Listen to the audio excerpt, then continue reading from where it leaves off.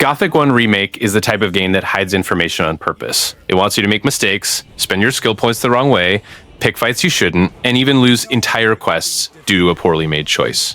And honestly, that's part of the charm. But if you really want to extract the most out of the game, there are several things the remake simply doesn't tell you. Advanced details that completely change the way you play. I spent quite a while exploring every corner of the colony to discover a lot of things that helped me in my playthrough, so I'll try to get you ahead. Here are 10 advanced tips you need to know in Gothic 1 Remake. Do you know what I see? I see strength. There is a combat mechanic that the game barely explains, and which completely changes how you handle smaller enemies, sunlocking through alternating attacks. While many players just keep pressing the same attack button repeatedly, you will realize that alternating between left and right attacks, left, right, keeps the enemy stunned almost the entire time, preventing them from counterattacking. It's that feeling of mastering the rhythm of the fight. And when you discover this, combat becomes much less chaotic. What is surprising is that this technique works from the very beginning of the game, even before you have better gear or unlocked skills. The remake has significantly modernized the combat system. It's more fluid, with real combos, functional dodging, and even finishing moves that knock the opponent down, but the core concept of controlling the battle's rhythm remains the heart of the system. Alternating attacks isn't just a nice detail. It is the difference between taking 3 hits and dealing only 1, or finishing the fight without taking any damage at all. I took a while to realize this because it seems obvious once you know it, but the game gives you no clear hint about it in the initial tutorials. The lock-on camera has been improved in the remake and focuses better on the opponent, which greatly helps in maintaining the rhythm of alternating attacks without losing the target. When you apply this technique correctly, smaller enemies are practically unable to react, and you can clear entire groups with much more safety and efficiency. If you are stuck in a fight, or simply want to feel the combat truly flowing, test this alternation technique right now. It is one of those tips that seems simple, but when you start using it, you realize you are wasting too much time taking unnecessary damage. Gothic 1 Remake maintains the difficult and immersive atmosphere of the 2001 original, but with this extra layer of depth in combat that only those who pay attention to the mechanics can fully exploit. Prioritizing strength at the beginning of Gothic 1 Remake is, in fact, one of the most important lessons every new player should know. And I confess that had I not read guides, I probably would have messed up my character by trying to balance attributes unnecessarily. Strength is the attribute that truly defines your ability to survive in the early game, because it not only increases your melee damage, but is also the requirement to equip larger and more powerful weapons, like longswords and hammers, which turn difficult fights into quick trades. What the game does not explain clearly is that learning points are limited in the beginning, and wasting them on attributes like dexterity or magic before mastering physical combat can leave you frustrated for hours. When you focus everything on strength, each point spent translates into the actual damage mentioned in the guides. This means you kill enemies with fewer hits, reducing the risk of being overwhelmed by groups or stronger NPCs like the colony guards. Beyond the damage, strength has an invisible benefit that many ignore.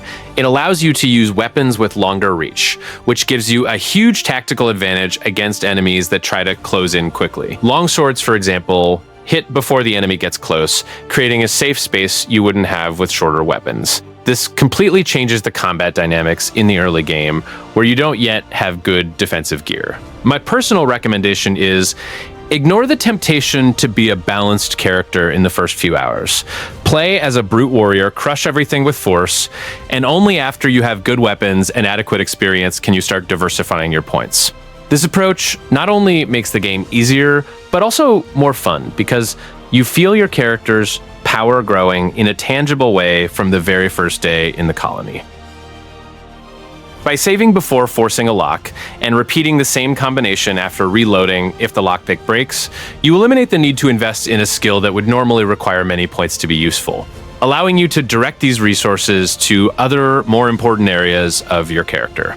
What makes this possible is that the remake maintains the classic system of save scumming, and more importantly, lock combinations are not randomized, meaning each chest has a fixed combination that you can discover through controlled trial and error. This is a major difference from many modern RPGs that randomize locks to prevent exactly this type of strategy, making Gothic 1 Remake truer to the spirit of the original in terms of exploitable mechanics. In practice, this approach allows you to steal valuable items from the start of the game without having to wait until you have high lockpicking, accelerating your economic and gear progression. You can test combinations. If the lockpick breaks, load the save immediately and try the exact same sequence of movements, knowing the lock will respond in the same way, until you finally manage to open the chest without spending any skill points. Personally, I think this tip reveals how Gothic 1 Remake respects players who want to explore deep mechanics and find strategic shortcuts, something modern open-world RPGs often neglect in favor of more simplified systems. It is one of those nuances that make the difference between playing the game correctly and truly mastering its underlying mechanics, making your experience much richer and tailored to your preferred playstyle. This Horatio tip is simply brilliant. It is one of those secrets that make Gothic 1 Remake feel like a true RPG, where talking to NPCs and revealing personal stories has concrete rewards that the game never explains to you directly. Many players will run through the rice fields of the new camp without realizing that seemingly common peasant holds one of the biggest attribute bonuses in the game, plus 5 permanent strength, without spending any learning points. The whole trick is in the exact sequence of conversations. First, you find Horatio in the rice fields, and he simply refuses any offer to teach the power blow. Only when you return after talking to Jeremiah in the tavern, a Schnapsbrenner at the back of the tavern, and discover Horatio's fury against the race lord, can you go back to Horatio and say you want to help him take revenge. This revelation of his personal injustice is what triggers the dialogue option that the game does not signal in an obvious way, and then he teaches you the strength technique to use against the race lord and his henchmen. What makes this tip even more valuable is that the +5 strength is permanent and arrives before the game's cap test. If you already have 95 or less strength, the bonus takes you straight to 100. If you already have 96, 99, it only fills up to 100. And if you have exactly 100, nothing changes.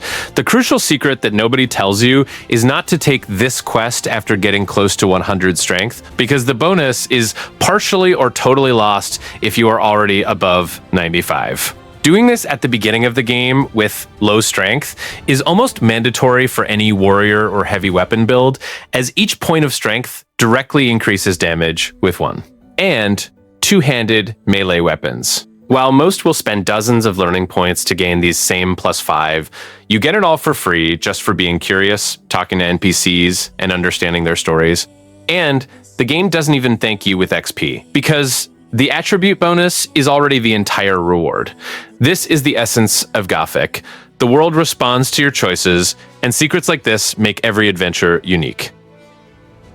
Right after leaving the old camp through the south gate, instead of following the obvious path, climbing the rocks to the right leads to a discreet cave entrance where Gilbert is hiding. The game does not warn you about him in any way, and it is precisely this nature of organic discovery that makes the moment so special. What makes this tip even more valuable is that by talking to Gilbert, you gain 100 experience points immediately without needing to fight complete complex quests or risk your life in the first levels. At the beginning of the game, when every XP point counts a lot towards leveling up and unlocking skills, these 100 points can mean the difference between getting a stronger hit or an extra bit of health before facing the first dangerous enemies. It is as if the game rewards you for being curious and observant, something that rarely happens in modern RPGs. Furthermore, Gilbert is a character with history in the Gothic universe. He was a miner who hid after falling out with Gomez's guards, and lives in isolation in this cave with Angela, who fled from the same camp. The fact that the game doesn't explain who he is or why he is there only adds to the mystery and the feeling of discovering a living piece of the world, not just picking up a mechanical reward. This layer of environmental storytelling is one of the things that makes Gothic so unique and loved to this day. Exploring this cave right at the start is not just an efficient way to get free XP, it is an act of resistance against playing the standard way. Those who seek these secrets are truly diving into the essence of Gothic 1 Remake, a world that doesn't hold your hand, that hides stories in every corner, and that rewards those who dare to stray from the beaten path. If you have already found Gilbert, congratulations, you are already playing like a true veteran of the mine. One thing I learned the hard way in Gothic 1 Remake is that you simply cannot afford to ignore anything. Seriously, everything you find on the ground has value. Ore, mushrooms, herbs, tools, even those seemingly useless plates. At the beginning of the game, every resource makes a difference, and the game doesn't go easy on those who waste opportunities. Ore, which is basically the game's currency, is scarce early on. You won't be swimming in wealth anytime soon, so every little bit counts. That's where this compulsive collector mindset comes in. What looks like trash can turn into trade, a sale, or even a useful resource later on. Ignoring small items is, in practice, losing progress. Another important thing is that many of these items have more than one use. Herbs can become potions, food helps with survival, and common objects can be sold to NPCs who value exactly what you thought was useless. The game doesn't explain this clearly, so those who realize it early get ahead. Gothic continues with that brutal and merciless economy. There is no money to spare, there is no easy path. If you want to evolve consistently, you need to think like someone who takes advantage of everything. Take everything, carry everything, and then decide what to do, because in the beginning, any item can be the difference between advancing or getting stuck. This tip is one of those that seems simple but completely change the game's pace. In Gothic 1 Remake, factions aren't just a style choice. They close doors. So when you go around doing as many quests as possible for all the camps before committing, you are basically stretching the beginning of the game to the maximum, taking advantage of everything it can give you. The XP gain here is absurd compared to those who choose a faction too early. Each side quest completed before the choice becomes accumulated advantage. You level up more, learn more skills, and arrive at your chosen faction much more prepared. This even changes the difficulty of various parts of the game because you stop being a fragile beginner and become someone respectable sooner. Another strong point is resources and contacts. By helping all the camps, you end up having access to more items, rewards, and even alternative routes within quests. Additionally, you better understand how each faction works from the inside, which makes the final choice much more conscious, rather than being just aesthetic or based on a first impression. I personally see this strategy as the complete way to play Gothic. You absorb more of the world, explore more dialogue, and avoid that I missed content feeling. It just requires a bit of patience and planning, because some missions might lock out if you advance too far in the main story. But if you do it right, you start your journey within the faction already several steps ahead. The most common mistake I used to make was focusing on magic and investing excessively in increasing your base mana, spending many learning points that could have been used much more strategically. In the Gothic 1 Remake system, base mana regenerates over time or when resting, and increasing this value a lot does not bring the proportional benefit you would expect, especially when learning points are a limited and crucial resource for your progress. Real efficiency comes from saving these points to buy magic circles, which are expensive but offer an absurd power gain. Each new circle unlocks stronger spells with a higher mana cost, but also greater impact in combat. A mage with few circles and high base mana will waste weak spells without dealing relevant damage, whereas a mage with high circles and moderate mana can eliminate enemies quickly using mana potions or cheap regeneration methods, like smoking swampweed, to stay in combat. If you follow this tip, your magical character will become significantly more powerful in the medium to long term, with high-level spells accessible much sooner than most players manage. It is a build choice that requires discipline at the start, not giving in to the urge to increase mana, but that rewards much more in practice. You become a true master of magic, not just a player with lots of mana and weak spells. The tip is simple, but it completely transforms your experience as a mage in Gothic 1 Remake. The game puts you straight into prison without armor, and the modernized combat system, although more fluid, maintains the original hardness. Two enemies attacking you together already means you will take simultaneous hits with no chance to dodge or block everything. By isolating targets, you turn an almost impossible battle into several easy controlled confrontations. The strategy of luring them one at a time works because the colony NPCs follow realistic daily routines and do not react in a coordinated group like an army. You can land a light hit, back away, and the first enemy comes alone, while the second stays still or continues their routine. This allows you to use the terrain, pin the enemy in a corner, or even push them into a positional advantage before calling the next one. Without this patience, the beginning of the game is brutally punishing. This tip saved me several times in the first few hours. I used to run straight to the first group of criminals or beasts, thinking to show off my skill, and would die in seconds. After I accepted the logic of pull one at a time, the game opened up. I managed to gain experience, unlock skills, and finally get that starting armor that is so sorely missed. It is a lesson in humility that the original Gothic already taught, and the remake only reinforces it with the updated combat. In the end, this tactic isn't just about surviving, it's about learning to play as the nameless hero should, with caution, cunning, and respect for the danger of the colony. The game doesn't tell you this directly, but anyone who understands that 2+ enemies without armor equals almost certain death already has half the way paved for the 50+ hours of adventure.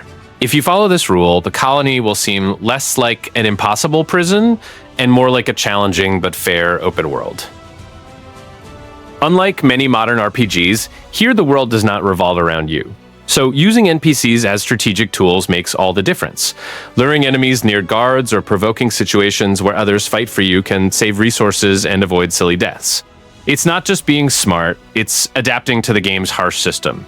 Provoking fights to steal also enters this mind game. Instead of going around facing everyone head-on, you manipulate the environment, create chaos, wait for the right moment, and collect the benefits. This works especially well in areas with multiple factions or armed NPCs. It's that type of ethical exploit. You aren't breaking the game, you're just using its rules to the fullest. Another strong point is holding off on your faction choice as long as possible. Completing quests for multiple groups before committing gives you access to more rewards, training, and knowledge of the world. With strategic saves, you can explore different paths without locking yourself in too early, something essential in a game where decisions have real weight. And perhaps most importantly, talk to everyone. Gothic has always been about information hidden in dialogues. A random NPC might teach you something valuable, unlock a quest, or give you an unexpected advantage. But be careful with your tone. Sarcasm or arrogance can easily put you in situations where you get beaten up and still lose your items. Here, diplomacy is not just roleplay. It is survival.